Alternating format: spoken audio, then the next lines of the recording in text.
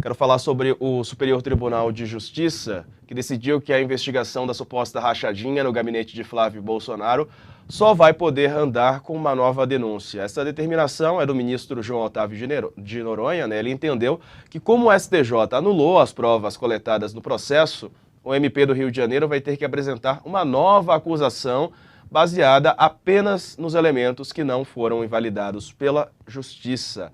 Vou lembrar aqui, Noronha já foi elogiado publicamente pelo presidente Jair Bolsonaro, que disse o seguinte à época, disse que teve um amor à primeira vista pelo magistrado.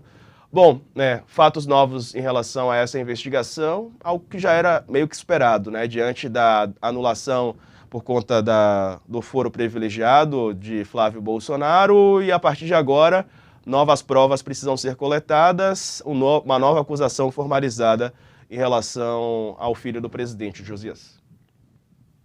Que quadro triste, né, Diego? Você lembra bem aí que o Bolsonaro ama o ministro João Otávio Noronha, né, do Superior Tribunal de Justiça. E ele chegou a dizer isso numa solenidade oficial do Planalto.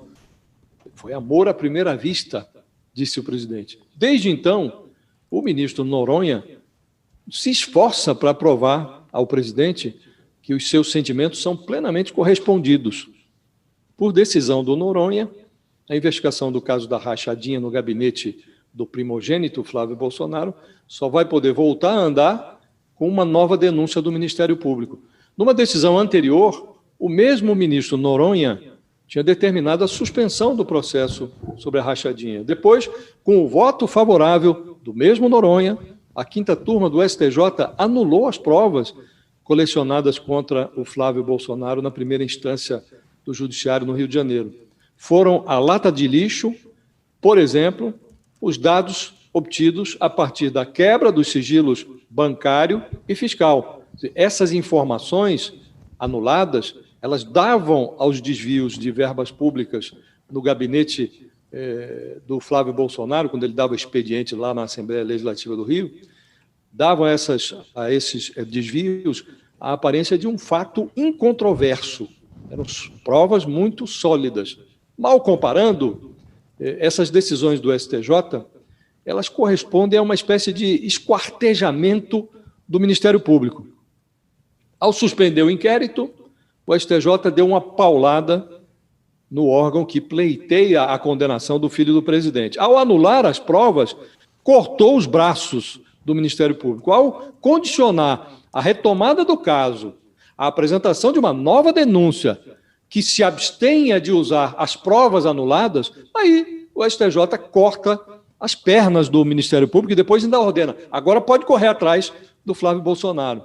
Sem perna, sem braço, com um porrete na cabeça, uma porretada na cabeça.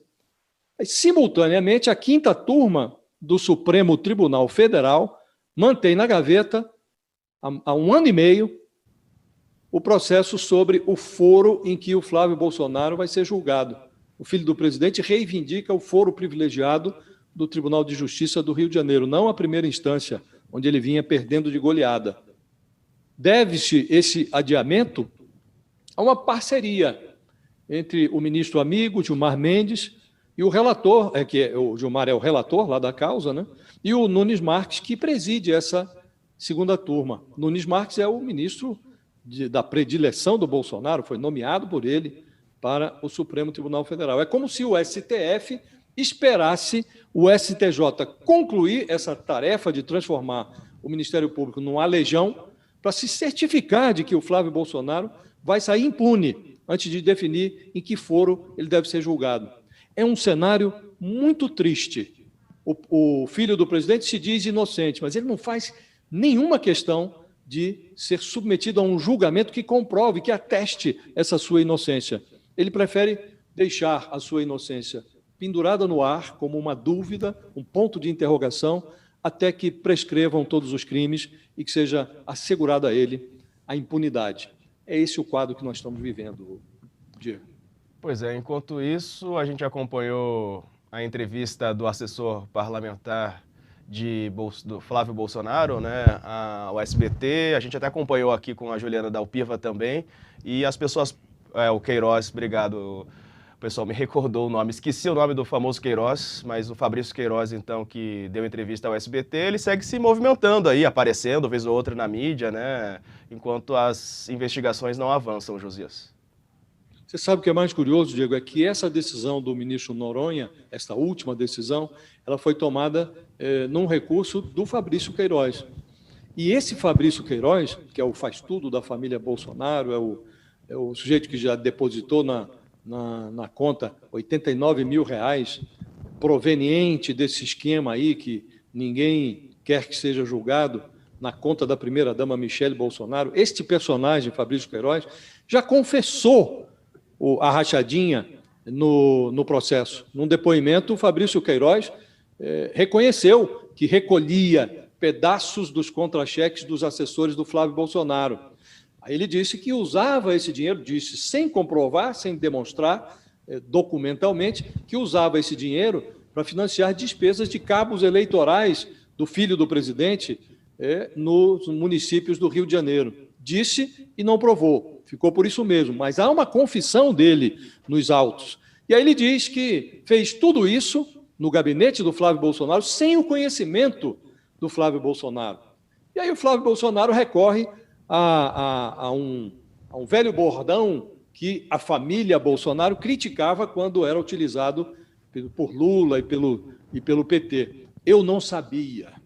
Então, Fabrício Queiroz fez tudo o que fez e Flávio Bolsonaro não sabia. Mas tendo feito o que fez, tendo confessado, ainda assim, o judiciário trava o processo, não permite que o julgamento ocorra. E fica o filho do Bolsonaro com a inocência, que ele diz ser assegurada, sub júdice. Hoje, Flávio Bolsonaro é um inocente sub júdice. E assim vai permanecer até que prescrevam os crimes.